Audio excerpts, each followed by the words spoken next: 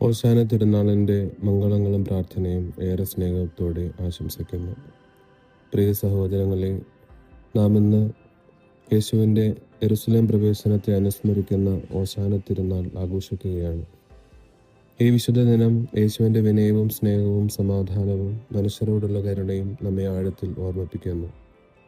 യേശു ജെറുസലേമിലേക്ക് കുതിരപ്പുറത്തല്ല, മറിച്ച് കഴുതപ്പുറത്ത് കയറി പ്രവേശിച്ചു.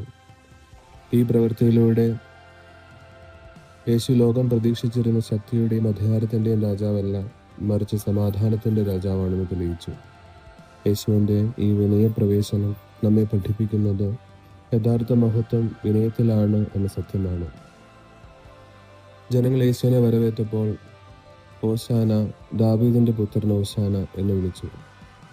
ഈ വിളി ഒരു ആഘോഷനാദമല്ല, മറിച്ച് കർത്താവേ ഞങ്ങളെ രക്ഷിക്കണമേ എന്ന് മനുഷ്യഹൃദയത്തിൻ്റെ ആഴത്തിൽ നിന്നുള്ള പ്രാർത്ഥനയാണ്.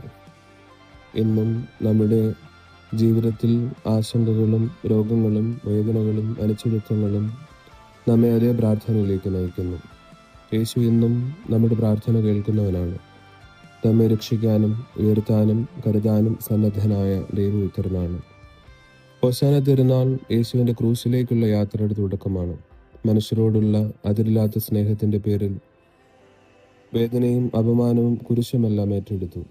തൻ്റെ ജീവൻ തന്നെ മനുഷ്യരുടെ രക്ഷയ്ക്കായി സമർപ്പിച്ച യേശുവിൻ്റെ ഈ സ്നേഹം ലോകത്തിലെ മറ്റെല്ലാ സ്നേഹങ്ങളെയും മറികടക്കുന്ന ദൈവിക സ്നേഹമാണ്.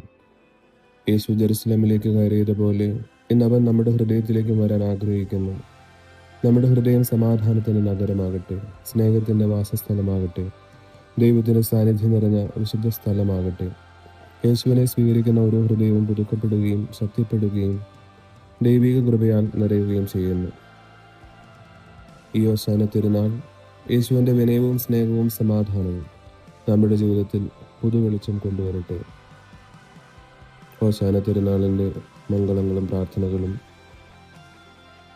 നമുക്കൊന്നു ചേർന്ന് പ്രാർത്ഥിക്കാം. കർത്താവേ, ഞങ്ങളെ രക്ഷിക്കണമേ.